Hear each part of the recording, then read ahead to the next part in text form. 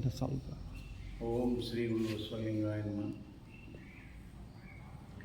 ಕಡಗಿಲಿಲ್ಲದ ಬಂಡಿ ಪಡೆಗೆಡಬಹುದು ಮಾವುದೇ, ಕಡಗೀಲು ಬಂಡಿಗಾಧಾರ ಕಡುದರ್ಪವೇರಿದ ಈ ಒಡಲೆಂಬ ಬಂಡಿಗೆ ಶರಣರ ನುಡಿಗಡನವೇ ಕಡಗೀಲು ಕಾಣರಾಮ.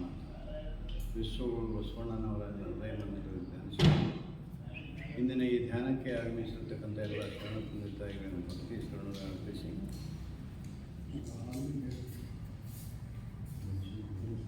ಹಣ್ಣು ಮಾಯೆ ಎಂಬರು ಹಣ್ಣು ಮಾಯೆಯಲ್ಲ, ಹೆಣ್ಣು ಮಾಯೆ ಎಂಬರು ಹೆಣ್ಣು ಮಾಯೆಯಲ್ಲ, ಮಣ್ಣು ಮಾಯೆ ಎಂಬರು ಮಣ್ಣು ಮಾಯೆಯಲ್ಲ. ಇವು ಮನದ ಮುಂದಣ ಆಶಯ ಮಾಯೆ. ಇಲ್ಲಿ ಹನುಮಪ್ರಭು ದೇವರು ಮುಖ್ಯವಾಗಿ ಏನು ಹೇಳ್ತಾರೆ ಅಂದ್ರೆ,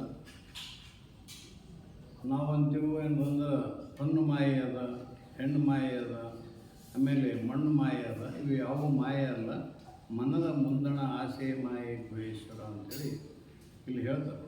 ಅಂದರೆ ಮುಖ್ಯವಾಗಿ ಏನಂದ್ರೆ ಇಲ್ಲಿ ಮನಸ್ಸಿನ ಮೇಲೆ ಆಧಾರ. ಮನಸ್ಸೇ ನಮ್ಮ ಎಲ್ಲ ಖರಾಬ್, ನಮ್ಮ ಜಿಂದಗಿ ಎಲ್ಲ ಖರಾಬ್ ಮಾಡ್ಲತ್ತೆ ಅಂತಂದ್ರೆ ಮನಸ್ಸನ್ನು ಅಂದ್ರೆ ಸರಿಯಾಗಿ ನಾವು ಸ್ವಚ್ಛವಾಗಿ ಇಟ್ಕೊಂಡೇವೆ ಅಂದ್ರೆ, ಈಗ ನೀರಿನಾಗ ಒಂದು ನಾಣ್ಯ ಬಿತ್ತು, ಒಂದು ಬಕೆಟ್ದಾಗ ನೀರಿದ್ದು ನಾಣ್ಯ ಬಿತ್ತು ಅಂದ್ರೆ ತಿಳಿ ಇದ್ರೆ ಕಾಣಿಸ್ತದೆ. ತಿಳಿ ಇಲ್ಲ ಬರೀ ರಾಡಿ ನೀರಿದ್ದು ಅಂದ್ರೆ ಅದು ಕಾಣಿಸಂಗಿಲ್ಲ.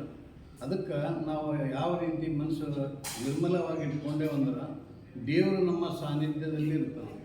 ದೇವರು ನಮ್ಮ ಮನುಷ್ಯನಿಗೆ ಹೊರಗಡೆ ಇಲ್ಲಿ ಇಲ್ಲ. ಅದಕ್ಕೆ ನಾನು ಮೊದಲೊಂದು ವಚನ ಹೇಳಿದ್ದೆ ನಾನು, ಏನಂದ್ರೆ ಅದು ಮನುಷ್ಯನ ಬಗ್ಗೆ ಸರ್ವಜ್ಞ ಏನು ಹೇಳ್ತಾರೆ ಅಂದ್ರೆ, ಒಂದು ಸಲ ಹೇಳಿದ ಒಂದು ವಚನ, ಅದು ಮನುಷ್ಯನ ಬಗ್ಗೆ ಇರಲಿ.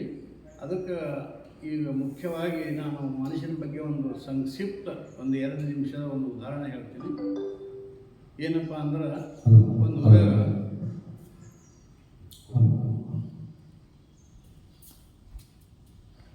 ಒಂದು ಊರಾಗ ಒಂದು ಗುರು ಶಿಷ್ಯರಿದ್ದರು.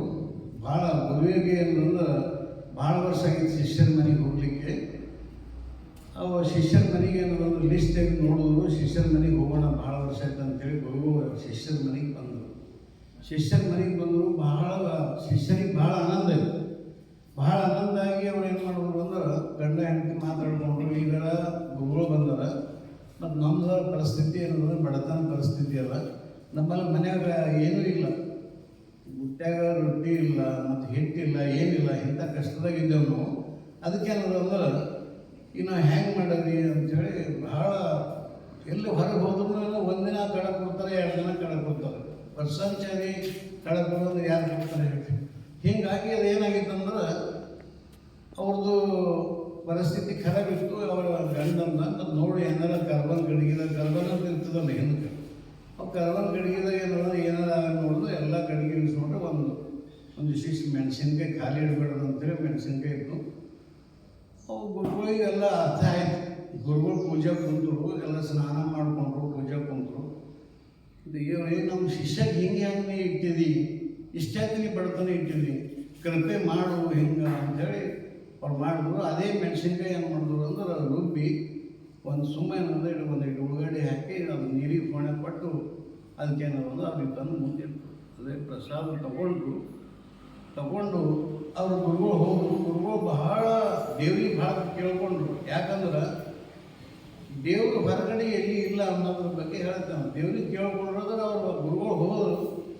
ಒಂದು ಎಲ್ಲ ಬದಲಾಯಿಸ್ಲಿಕ್ಕೆ ಪ್ರಾರಂಭ ಆಯಿತು.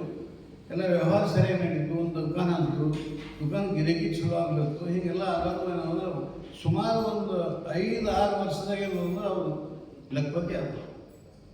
ಆಗೋದು ಏನಾಯಿತು ಅಂದರೆ, ಮುಂದೆಲ್ಲ ಮಕ್ಕಳು ಕೆಲಸ ಮಾಡೋದು ಎಲ್ಲ ಅದು ಎಲ್ಲ ಕಾರ್ ಇಟ್ಟು ಎಲ್ಲ ಮನೆಗೆಲ್ಲ ಫರ್ನಿಚರ್ ಮಾಡಿದ್ರು, ದೊಡ್ಡ ಸೋಫಾಗಳು ತಂದು. ಮತ್ತು ಗುರುಗಳು ಏನು ಮಾಡಿದ್ರು, ನೋಡೋರು ನಮ್ಮದು ಶಿಷ್ಯನ ಮನೆ ಹೆಂಗದ ಅಂತೇಳಿ ಮತ್ತೆ ಬಂದರು. ಬರೋದು ಏನಾಯಿತು ಅಂದ್ರೆ, ಅವರು ಬಂದ ತಕ್ಷಣ ಏನಾಯಿತು ಅಂದ್ರೆ, ಅವರು ಮನೆಗೆ ಕೊನಸಿಗಳು ನೋಡ್ತವೆ. ಅವ್ರು ಕೇಳಿದ್ರು ಬಾಜುದವರಿಗೆ ಅವ್ರು ನಮ್ಮ ಶಿಷ್ಯರ ಮನೆಯಿಂದ ಇದೇ ರೀ, ನಿಮ್ಮ ಶಿಷ್ಯರ ಮನೆ ನೀವು ಅದೇ ಜಾಗಕ್ಕೆ ಬಂದಿರಿ ಅಂದರು. ಅವ್ರ ಮನೆಗೆ ಹೋದ್ರು, ನೋಡ್ತಾರೆ ಎಲ್ಲ ಭಾಳ ಗುರುಗಳಿಗೆ ಆನಂದ ಇತ್ತು. ಅವ್ರಿಗೆ ಕೈಕಾಲು ನೀರು ಕೊಟ್ಟರು, ಆಳು ಮನುಷ್ಯರೆಲ್ಲ ಕರ್ಕೊಂಡು ಹೋದರು, ಬಂದು ಕೂಡಿದ್ರು. ಅದು ಬಂದು ಸೋಫಾ ಮೇಲೆ ಕುಂತರು. ಊರ ಒಂದು ಮಳ ಒಳಗೆ ಹೋದ್ರು ಅವರು. ಅಂದರೆ ಅಷ್ಟು ಎಲ್ಲ ವ್ಯವಸ್ಥೆ ಇತ್ತು ಅಂದರು. ಅಷ್ಟು ನೋಡೋರಿಗೆ ಗುರುಗಳಿಗೆ ಆನಂದ ಇತ್ತು. ಅಂದರೂ ದೇವರು ನಮ್ಮ ಮಾತು ಕೇಳೋದಪ್ಪ ಭಗವಂತ ಅಂಥೇಳಿ ಅವರು ಸ್ವಲ್ಪ ಸಮಾಧಾನ ಇತ್ತು. ಅದನ್ನೆಲ್ಲ ಸ್ನಾನ ಕರ್ಕೊಂಡು ಹೋದರು. ಆಳು ಮನುಷ್ಯರೆಲ್ಲ ಮೈಗೆಲ್ಲ ಎಣ್ಣೆ ಹಚ್ಚೆಲ್ಲ ಸ್ನಾನ ಮಾಡಿಸಿದ್ರು. ಎಲ್ಲ ಆಯಿತು. ಮತ್ತು ಅವರು ಆ ಗಂಡು ಬಂದು ದುಕಾನ್ದಿಂದ ಬಂದು ಮತ್ತು ಏನು ಮಾಡ್ತೀವಿ ಗುರುಗಳಿಗೆ ಹಿಂಗೆ ಅಡುಗೆ ಮಾಡೇನು ಈ ಗುರುಗಳು ಎಂದೂ ಅವ್ರ ಜೀವನದಾಗ ಉಣ್ಬಾರ್ದಮ್ಮ ಮಾಡು ಅಂತ ಹೇಳಿದ್ರು.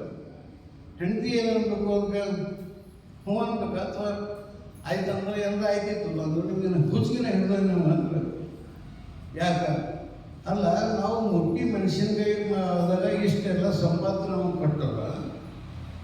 ಮತ್ತು ನಾವು ಅದೇ ಮೆಣಸಿನ್ಕಾಯಿ ಬುಟ್ಟಿ ಮಾಡ್ಯಾರ, ಬುಟ್ಟಿ ತುಂಬ ಮೆಣಸಿನ್ಕಾಯಿ ರುಬ್ಬರಿ ನಮ್ಗೆ ಇನ್ನೊಂದು ದೊಡ್ಡ ಆಶೀರ್ವಾದ ಕೊಡ್ತಾರ. ಅದು ನೋಡಿ ಅಂದರೆ ನಾವು ಮನಸ್ಸು ಹೆಂಗೆ ಇಷ್ಟೆಲ್ಲ ಸಂಪತ್ತಿದ್ರೂ ಆ ಹೆಣ್ಮಕ್ಳು ಏನು ಮಾಡೋದು ಅಂದ್ರೆ ಏನು ಮಾಡೋದು ನಿಮ್ಗೆ ಅದೇ ಆಶೀರ್ವಾದ ಬೇಕಾಗ್ಯಾವ ನಿಮ್ಗೆ ಅಂದ್ರೆ ನೀವೇನು ಮಾಡಿರಿ ಮೆಣಸಿನ್ಕಾಯಿ ನಾ ಏನು ಕೇಳಿ ನೀವು ತಂದ್ರೆ ಕಂಡು ಏನು ಮಾಡ್ತಾನೆ ಏನಾರ ಮಾಡಿ ಏನಾರ ಎಲ್ಲ ಮನೆಗೆ ಹೋಗ್ಬಿಟ್ಟ ಅಂದ್ಕೊಳ್ರಿ.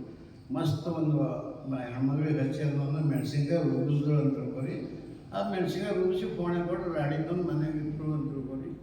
ಆ ಮನೆಗೆ ಇಟ್ಟು ಏನೇನೋ ಅದು ತಂದೇನೋ ಪೂಜೆ ಅದೆಲ್ಲ ಆಯಿತು. ಗುರುಗಳು ಭಾಳ ಅಂದರೆ ಗುರುಗಳಿಗೆ ಆ ಉಳ್ಳಕ್ಕೆ ತಂದಿದ್ದು ಅದು ನೋಡಿ ಕರೆದು ಹೇಳಿದ್ರೆ ಅದು ಖಾರದ ಭಾಳ ಕೊಡ್ಲಿಕ್ಕಂದ್ರು.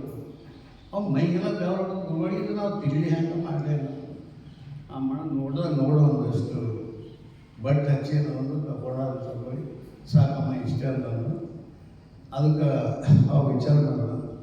ಇಷ್ಟೆಲ್ಲ ಸಂಪತ್ತು ಅದಕ್ಕೆ ದೇವರಲ್ಲಿ ಹಿಂಗೆ ಇಟ್ಟನ. ಅದಕ್ಕೆ ನಾನು ತಪ್ಪು ಮಾಡಿದ್ರು.